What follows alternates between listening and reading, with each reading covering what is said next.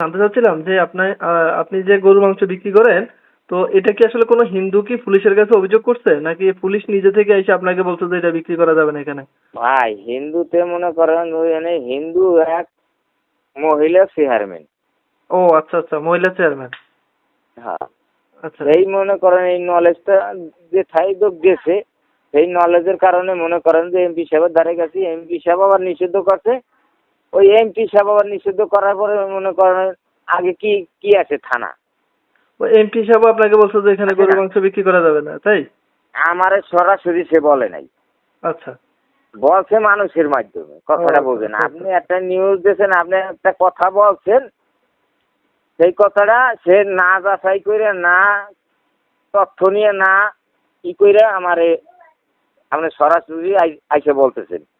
কিন্তু আচ্ছা আপনার হলো কর্তব্য কোনটা? আমার একটা লোকে বললো, আমি এই জিনিসটার তথ্য নেই, আচ্ছা, আপনি যখন অথবা এটা কোন জায়গায় অবস্থান করতেছে, বুঝছি, আপনি যখন এটা কোন ইয়েতে, জায়গা। আমি বুঝছি আপনার কথা আপনি যখন ডিসি অফিসে জানালেন, ডিসি অফিস থেকে কোনো প্রতিক্রিয়া বা কোনো কিছু জানাইছে আপনাকে? আমার জানাইছে জানাইছে একটাই যে ভাই আপনি আলমগীর ভাই, কসাই আলমগীর, আলমগীর মোল্লা। আমি বলছি হ। হ্যাঁ। তবে আপনি যে অভিযোগটা দিয়ে গেছেন, এই অভিযোগটা কি আমাকে প্রশাসনে বাধা দিতে পারে? আমি বলছি ভাই, যদি বাধা না দেয়, আমার বাপের ক্ষমতা নাই, একজন আইসির নামে আমি দরখাস্ত দেবো, অথবা এটার আমি একটা আবেদন দেবো। হুম। যদি পাবলিক ফাংশন হইতো তাহলে আমি বসতে পারতাম, কিন্তু আইনের লোকের কাছে তো আমি বসতে পারবো না। পারবো? না। আচ্ছা, পারবো না। এখন বিষয় হলো এই বিষয়ে পরবর্তীতে এখন আপনি কি বিক্রি করতে পারতেছেন নাকি আপনার দোকান বন্ধ? ও ভাই, আমি গত শুক্রবার, এই যে গেছে শুক্রবার, আজকে কি বার? সোমবার। হ্যাঁ। আমি শুক্রবারে গরু জবি করবো, ওই যে ওই আদেশের কারণে আর ওই নির্দেশের কারণে মনে করেন আমার কোর্ট পর্যন্ত হাজির করবে, তারা করাবে। এই কারণে আমি এই গেছে শুক্রবারে আমি গরু আমি জবি করতে পারিনি। আপনি কি সপ্তাহে একদিন করে করেন? আমি সপ্তাহে একদিন না, আমার যদি মনে করেন আপনার বাড়িতে আমার 3 মনের অর্ডার হয়, বিয়ে হোক, অনুষ্ঠান হোক, মুসলমানই হোক, আচ্ছা। আমি 5 মনের একটা গরু নিয়ে যে আপনার 3 মন দিয়ে 2 মন আমার ওই দোকানে বিক্রি করবো, ও আচ্ছা আচ্ছা আচ্ছা। বুঝছেন? আর প্রতি শুক্রবারে মনে করেন এটা হলো আমার কনফার্ম। হুম। আচ্ছা ঠিক আমার আছে, ওরা আপনার, চলে যায়। আমি ওই যে পুলিশের সাথে কথা বলতেছি, যদি পরবর্তীতে লাগলে আপনার সাথে আবার কথা বলবো। আমরা নিউজ করবো তো এটা নিয়ে একটা। ভাই শোনেন, জি।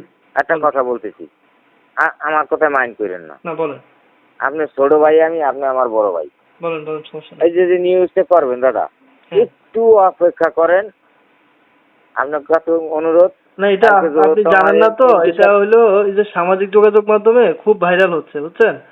এখন হ্যাঁ ভাই, এটা বাইরে একটা, লইতেছি। হ্যাঁ এটা আপনি দেখেন না মনে, আমরা হচ্ছে ফেসবুক থেকে দেখে আপনাকে হলো ওখান থেকে কল দিলাম। এখন বিষয় হলো এটা হচ্ছে একটা সাম্প্রদায়িক আবার ইস্যু হয়ে দাঁড়াবে, ঝামেলা হয়ে যাবে, তো এই জন্য আসলে এই জিনিসটাকে একটু ক্লিয়ার করা দরকার। আমি পুলিশের সাথে কথা বলে দেখি পুলিশ কি বলে, তারপর আপনাকে।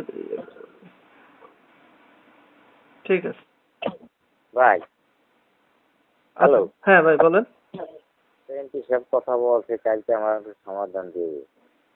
কারণ আমি আচ্ছা চাইছিলাম অনুরোধ যে এমপি মোহাম্মদার কথাটা শুই না, যদি সে না বলে তারপরে আমার যে ব্যবস্থা হয় আমি সেই ব্যবস্থা নেব। কারণ তার মায়ের রাজনীতি করলে তো আমার কি একটা ক্ষতি হবে না ভাই? না না, আপনার কোনো ক্ষতি হওয়ার কিছু নাই, ক্ষতি হওয়ার কিছু নাই, ইয়া হওয়ার কিছু নাই। যেটা সত্য ঘটনা সেটা আসলে আসলে সবার জন্যই ভালো আর কি। হ্যাঁ ভাই, আমি আপনার সাথে যে কথা বলছি, হ্যাঁ। ডিসির সাথেও সেই, এসপির সাথেও সেই কথা বলছি, ওসির সাথেও সেই কথা বলছি, আচ্ছা ঠিক আছে। ঠিক আছে ভাই। বলছি, আইসির সাথেও বলছি। আচ্ছা আচ্ছা ভাই, ঠিক আছে। আমার কথা হলো আমি সত্যি কথা বলবো, তাতে আপনি আমার গুলি করে মারেন, মাইরে ফেলান, ঠিক তাতে আছে। কোনো সমস্যা নেই। হ্যাঁ হ্যাঁ।